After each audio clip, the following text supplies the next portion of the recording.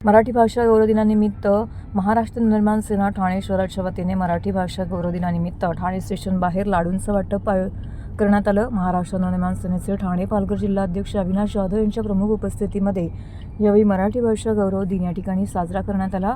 Thane station परिसरात येणाऱ्या प्रवाशांना या ठिकाणी लाडूंचे वाटप करण्यात आलं। यावेळी ठाणे शहर अध्यक्ष रवींद्र मोरे यांच्यासह महिला अध्यक्ष समीक्षा मार्कंडे, मनसेचे ठाणे शहरातील सर्व पदाधिकारी कार्यकर्ते यावेळी मोठ्या संख्येने उपस्थित होते।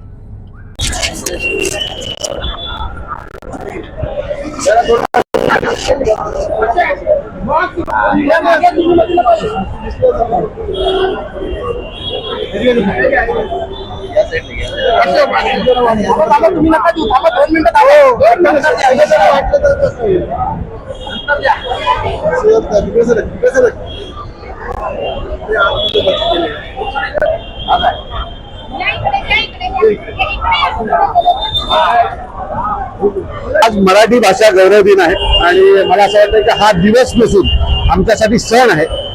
या महाराष्ट्राची मातृभाषा ही मराठी आहे आणि आज मराठी भाषा दिवस हा संपूर्ण महाराष्ट्रात नव्हे तर देशभरात जगभरात जिथे जिथे मराठी माणूस राहतो तो आज साजरा करतोय।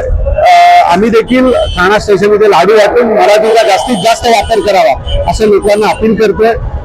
या महाराष्ट्रात मराठीचा अभिमान आणि मराठीचा जागर व्हावा यासाठी महाराष्ट्र नवनिर्माण सेना आणि सन्माननीय राजसाहेब नेहमीच तत्पर आहेत। मला वाटतं की कालची घटना ही दुर्दैवी आहे, अशी घटना घडू नये।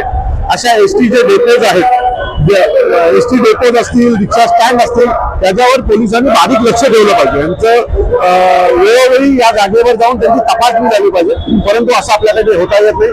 कायदा सुव्यवस्थेचा प्रश्न हा महाराष्ट्रात खूप मोठा बनत चाललेला आहे। बीडच्या घटनेनंतर हे तर अजून जास्त प्रमाणात लोकांसमोर येत आहे। मी पुन्हा सांगतो की अशा घटना सतत घडतात। आमच्या बदलापूरची घटना जागी असताना ही घटना घडलेली आहे। या घटनांवर आळा बसावा यासाठी गृह खात्याने लवकरात लवकर योग्य ते पावलं उचलावी अशी आम्ही त्यांना विनंती करतो। मी परप्रांतीयांना माझं नेहमीच सांगणं आहे की तुम्ही इथे राहता, आम्हाला तुमचा आदर आहे, पण तुम्ही जर आमच्या मराठी माणसाचा आदर करणार नसाल तर तुम्हाला जशाच तसं उत्तर दिलं जाईल। मला महाराष्ट्रात राहतात, तिथल्या राज्य तुम्ही जिथे पैसे कमवतात, जिथे तुमचं पोट भरलं जातं, त्या भाषेचा जर तुम्ही अभिमान बाळगणार नसाल तर आम्हाला आमचा अभिमान बाळगून घेता येतं।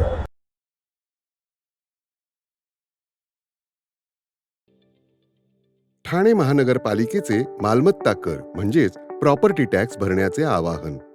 सन 2022-23 या आर्थिक वर्षाचे मालमत्ता कराचे म्हणजेच प्रॉपर्टी टॅक्सचे बिल ठाणेकर करदात्यांना महापालिकेमार्फत आर्थिक वर्षाच्या सुरुवातीस म्हणजेच माहे एप्रिल 2022 मध्ये देण्यात आलेले आहे। तथापि अद्यापही काही करदात्यांनी मालमत्ता कर महापालिकेकडे जमा केलेला नाही। सध्या आर्थिक वर्षाचा अंतिम टप्पा सुरू झाला आहे। मालमत्ता कर वसुलीसाठी महापालिकेतर्फे कडक कारवाई हाती घेण्यात आली आहे। या अंतर्गत जंगम मालमत्ता, टीव्ही, फ्रीज, वाहन व इतर जप्त करणे तसेच स्थावर मालमत्ता वॉरंट बजावून जप्त करण्यात येत असून मालमत्तेचा जाहीर विक्रीद्वारे लिलाव करून कराची रक्कम वसूल करण्यात येत आहे। मालमत्तेस पाणी पुरवठा करण्यात येणारे नळ संयोजन खंडित करण्यात येत आहेत। त्याचप्रमाणे थकीत मालमत्ता करावर 2% व्याज आकारले जात असल्याने भरावयाची रक्कम वाढत आहे। आपला मालमत्ता कर propertytax.thanecity.gov.in या लिंकद्वारे तसंच गुगल पे, फोन पे, पेटीएम याद्वारे ऑनलाईन पद्धतीने करण्याची सुविधा उपलब्ध करून दिली आहे।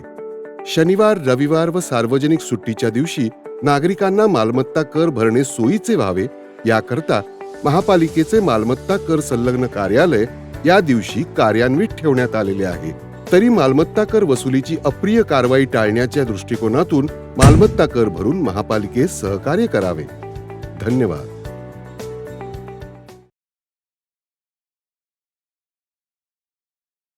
ज्येष्ठ कवी व ज्ञानपीठ पुरस्कार प्राप्त वि.वा. शिरोडकर उर्फ कुसुमाग्रज यांच्या जयंतीच्या निमित्ताने ठाणे महानगरपालिकेतर्फे ठाणे महानगरपालिकेतील मुख्यालयात मराठी भाषा गौरव दिन साजरा करण्यात आला। महापालिका मुख्यालयातील भारतरत्न डॉ. बाबासाहेब आंबेडकर सभागृहासमोर असलेल्या कुसुमाग्रज यांच्या स्वातंत्र्य देवीची विनवणी या कवितेचं वाचन या प्रसंगी करण्यात आलं। या कवितेचे अक्षर सुलेखन ज्येष्ठ सुलेखनकार अच्युत पालव यांनी केलं। कार्यक्रमाच्या सुरुवातीला ज्येष्ठ कवी गझलकार सुरेश भट यांच्या लेखणीतून उतरलेल्या लाभले आमास भाग्य बोलतो मराठी या गाण्याच्या सुरावटांनी वातावरण मराठीमय झाले. कुसुमाग्रज यांचे त्यांच्या जयंतीदिनी स्मरण करून स्वातंत्र्यदेवतेची विनवणी या कवितेचे वाचन करण्यात आले. त्यावेळी ठाणे महानगरपालिकेचे आयुक्त सौरव राव, अतिरिक्त आयुक्त प्रशांत रोडे, उपायुक्त उमेश बिरारी, विधी अधिकारी मकरंद काळे, महिला व बालविकास अधिकारी दयानंद गुंडप, माहिती व जनसंपर्क अधिकारी रवींद्र मांजरेकर उपस्थित होते. बुधवारी रात्री येऊर गावातील पाटोणपाड्यातील स्वामी समर्थ मठाशेजारी असलेल्या एका गोठ्यातून 2 बैल पळवून नेण्याचा गोवंश तस्करांचा प्रयत्न स्थानिकांनी हाणून पाडला. या 2 बैलांना बेशुद्ध करण्याचं इंजेक्शन देण्यात आलं होतं. त्यापैकी एक बैल आज दुपारपर्यंत ग्लानीत होता. दरम्यान सदर घटना जिथे घडली तिथे पर्यावरण कार्यकर्त्या नताशा आव्हाड यांनी भेट दिली. अप्पू नावाचा गुंड हे कृत्य करत असून त्याला पोलिसांकडून अभय दिले जात असल्याचा आरोप त्यांनी केला आहे. येऊरच्या पाटोणपाड्यात राहणारे आदिवासी नागरिक बिलास बरफ यांचा स्वामी समर्थ मठाशेजारी गोठा आहे. या गोठ्यात रात्री अंधाराचा फायदा घेऊन काही समाजकंटक घुसले. त्यांनी इंजेक्शन लावून 2 बैलांना बेशुद्ध केलं. त्यानंतर टेम्पोत टाकून त्यांना पळवून नेण्याचा प्रयत्न देखील केला. ही बाब उघडकीस येताच ग्रामस्थांनी एकत्र येऊन या गोवंश तस्करांना चोप देऊन गोवंशाची सुटका केली. याचवेळी स्थानिक महिला पत्रकार नेहा गायकवाड यांनी चित्रीकरण करण्याचा प्रयत्न केला असता त्यांना भारतीय युवा मोर्चाचे कार्यकर्ते अमित मिश्रा यांनी चित्रीकरणापासून परावृत्त करण्याचा प्रयत्न केला. तसेच आपण बजरंग दलाचे कार्यकर्ते असून हे प्रकरण इथेच संपवून टाका असे म्हणत स्वतः फिर्यादी होण्याची तक्रारी दाखवली. मात्र त्यास नकार दिल्यानंतर अप्पू आणि अमित मिश्रा यांनी नेहा हिला दमदाटी करण्याचा प्रयत्न केला असं पूजा हिंदोळे यांनी सांगितलं. दरम्यान पर्यावरण रक्षण चळवळीत सक्रिय असलेल्या नताशा आव्हाड यांनी सदर ठिकाणी भेट दिली. न्यायालयाच्या आदेशानुसार येऊरमध्ये सायंकाळी 7 वाजेनंतर इतर वाहने सोडण्यास मनाई असताना अप्पूची गोवंश तस्करीचे वाहन आज सोडलेच कसे? गुन्हा दाखल करताना चालढकल का केली? एकीकडे भाजपावाले गोवंश रक्षणाचे कायदे करत असताना दुसरीकडे गोवंशाची तस्करी करत आहेत. त्यांच्यावर कायदेशीर कारवाई करावी व 7 नंतरची येऊरची प्रवेशबंदी कठोर करावी अशी मागणी नताशा आव्हाड यांनी केली आहे.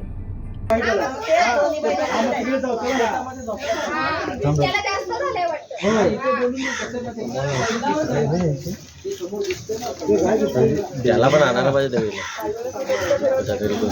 बरं, तो त्या आधी काय असेल ते बघून घेऊ आपण. मग नंतर एवढे सगळे पोरांना बघून त्यांनी मग सगळं हे येऊन तिकडे त्यांनी बघितलं. मग तो त्यांनी नंतर आज वरती गेले का काय असेल ते तुम्ही तुमचं बघून घ्या. माझा आणि याचं काही कनेक्शन नाही. पण तो जो होता त्याला पकडलेला आम्ही तो कंटिन्यू त्या अप्पूबाई नाव घेत होता. आम्हाला धमकी देत होता. नंतर तो अप्पूबाई आला इथं. एक त्याची गाडी, त्याच्यात 5-7 पोरं आणि एक 10-15 गाड्या असतील बाईक, ते घेऊन सगळे ते पोरं आमच्यावर धावून आले. पण तेव्हा नंतर आमची पोरं बघून ते शांत झाले. मग नंतर आणि गाववाले आले सगळे. ही बातमी जशी आमच्याकडे पोचली तशी ते सकाळी आम्ही आलो आहोत आणि तुम्हाला पूर्ण घटनेची माहिती तर ह्यांनी दिलीच आहे.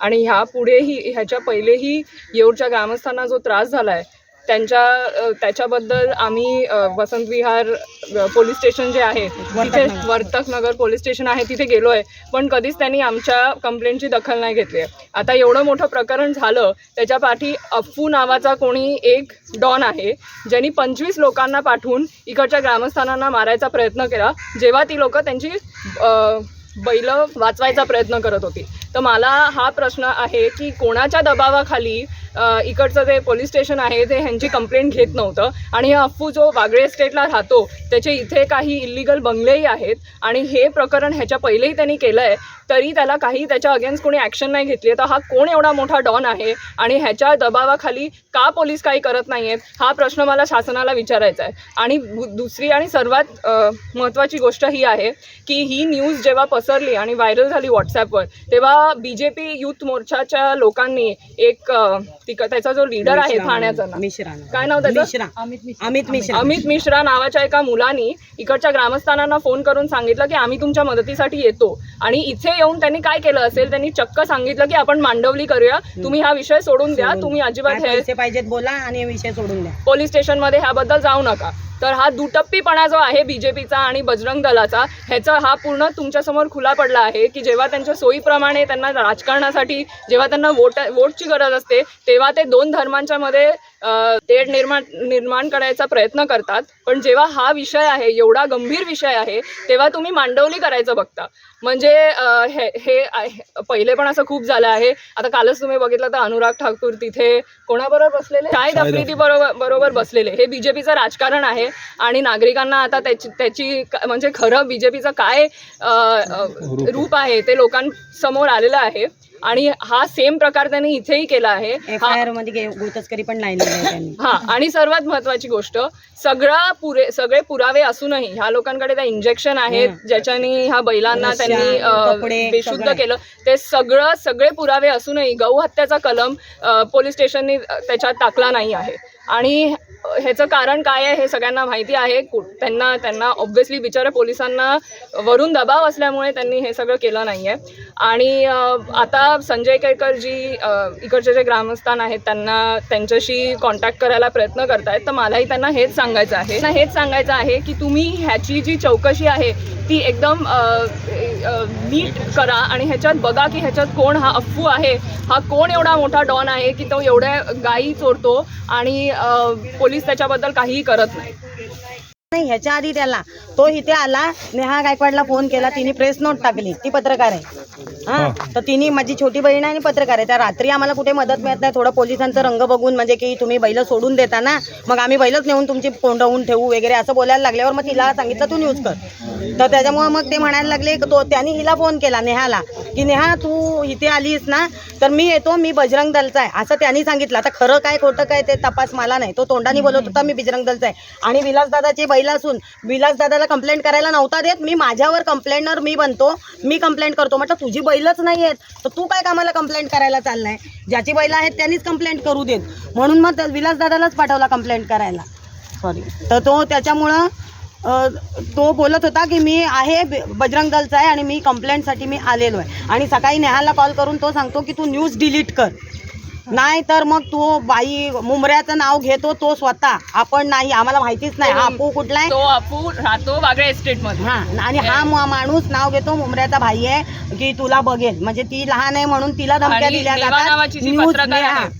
तिला धमकी दिली जाते. इथे महिला सुरक्षिततेचा पण विषय येतो. यापुढे गेटवर 2 वाजता गाडी टेम्पो वरती येतो बैल न्यायला, मग का नाही गेटवर चौकशी होत? आमची पोरांकडे लायसन नसले ना तरी गेटवाले अडवतात. हा मुद्दा आम्ही गावातल्यांसाठी गेट बसवलाय तुम्ही. हा गेट कुणाच्या सुरक्षेसाठी आहे? गावातल्यांच्या का बैल रात्री 2-2:30ला गाडी येतात? गेटवर विचारलं कुणाला काही सांगता येत नाही. मागाचा प्रकार जो मुलांच्या बाबतीत झाला तेव्हा 70 बाईक एकदा उतरल्या, तेव्हा पण आम्ही गेटवर प्रश्न केला का रात्रीचे 12 वाजता 10 आणि 11 वाजता जर परमिशन नसताना 70 बाईक तुम्ही फुटेज द्या ना आम्हाला एका बाईकचा नंबर भेटला, पोरांना कोण मारून गेलं. म्हणजे आम्ही पोरांची इथं कोणाची मर्डर पडेपर्यंत अजून गप्प बसायचं का येऊरवाल्यांनी? हिंदू पंचांगानुसार यंदा महाशिवरात्री 26 फेब्रुवारी रोजी साजरी करण्यात आली. फाल्गुन महिन्याच्या कृष्ण पक्षातील चतुर्दशी तिथीला महाशिवरात्र साजरी केली जाते. पौराणिक मान्यतेनुसार या दिवशी भगवान शिव आणि माता पार्वतीचा विवाह पार पडला होता. या तिथीला शंकर आणि देवी पार्वतीची मनोभावी पूजा केल्याने इच्छापूर्ती होते. ठाण्यातील रघुनाथनगर येथील प्राचीन रायलेश्वर मंदिरात गेल्या 31 वर्षापासून महाशिवरात्री मोठ्या उत्साहात साजरी करण्यात येते. यंदाही येथे महाशिवरात्री मोठ्या उत्साहात संपन्न झाली असून या मंदिराची पायाभरणी धर्मवीर आनंद दिघे यांनी सामाजिक कार्यकर्ते आणि नगरसेवक संस्थापक दिवंगत वसंत नागवेकर यांच्या उपस्थितीत केली. या रायलेश्वर महादेव मंदिराची विशेष ओळख असून हे मंदिर इच्छापूर्ती जागरूक असल्याचं म्हटलं जातंय. त्याचप्रमाणे याही वर्षी दिवसभरात सकाळी आरती, कीर्तन, भजन, नागरिकांसाठी महाप्रसाद अशा विविध उपक्रमांनी महाशिवरात्र साजरी करण्यात आली असल्याचं मंदिराचे अध्यक्ष साईनाथ वसंत नागवेकर यांनी सांगितलं. यावेळी मोठ्या प्रमाणावरती नागरिकांनी दर्शनासाठी गर्दी केली होती. महाशिवरात्री निमित्त मंदिरात विविध कार्यक्रमांचं आयोजन करण्यात आलं आहे. तसेच भाविकांना महाप्रसाद म्हणून या ठिकाणी खिचडीचं वाटप देखील करण्यात आलं. तर भाविकांनी आयोजित धार्मिक कार्यक्रम व महाप्रसादाचा लाभ घ्यावा असं आवाहन यावेळी माजी नगरसेवक दिवंगत वसंत नागवेकर यांचे पुत्र व मंदिराचे अध्यक्ष साईनाथ नागवेकर यांनी केले.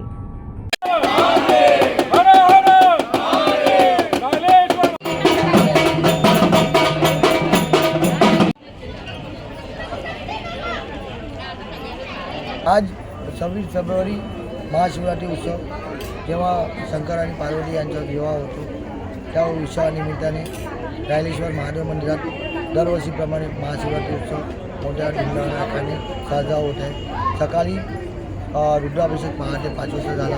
त्यानंतर दुपारी महाआरती, संध्याकाळी 5 वाजता भक्ती त्यांचे गाणे, त्यानंतर आता गोंधळ असे विविध कार्यक्रम आयोजित केले आहेत. त्याचबरोबर 100 किलो आपला उपासाची खिचडी व केलं हे भक्तजनांना, कारण आज उपास आहे महाशिवरात्रीचा, त्यासाठी रायलेश्वराकडून सर्वांना अर्पण केले आहे. रायलेश्वर मंदिर आमचं हे वसंत नागवेकर साहेबांच्या आदेशाखाली स्थापन झालं आहे आणि त्यांची आम्हाला खूप हे वाटते कमतरता त्या कार्यक्रमात. ते असताना ज्या हिरोईन कार्यक्रम होता तर आम्ही प्रयत्न करतो त्या हिरोईन काम करायचा, पण कुठेतरी कमतरता भासते त्यांची आम्हाला.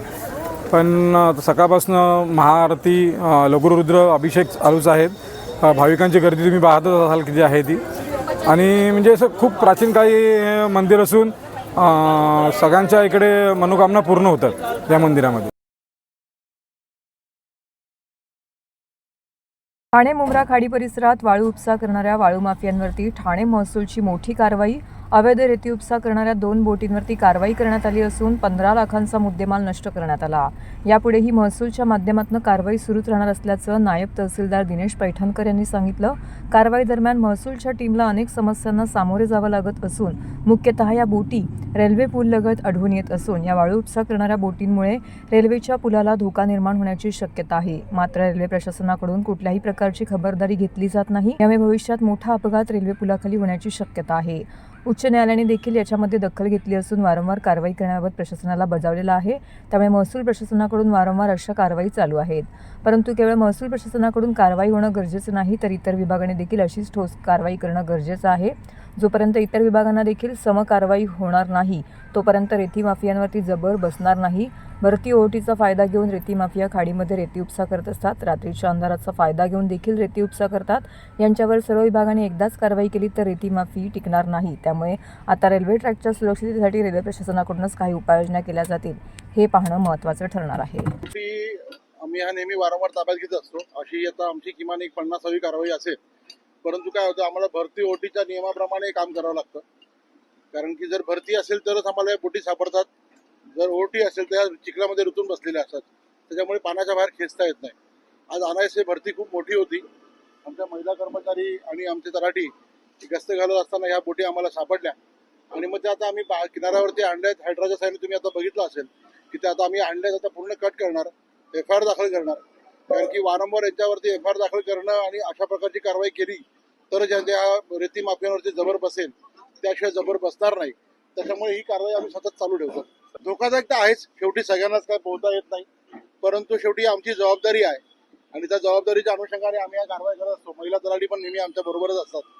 परंतु आता ही जबाबदारी आम्हाला पूर्ण पार पाडायची असते. प्लस ह्या लोकांवरती जबर पण आणायचं आहे. हे रेती माफिया अशा वागल्याशिवाय सरळ होणार नाहीत. त्याच्यामुळे मग ही कारवाई आम्ही सतत करत राहतो.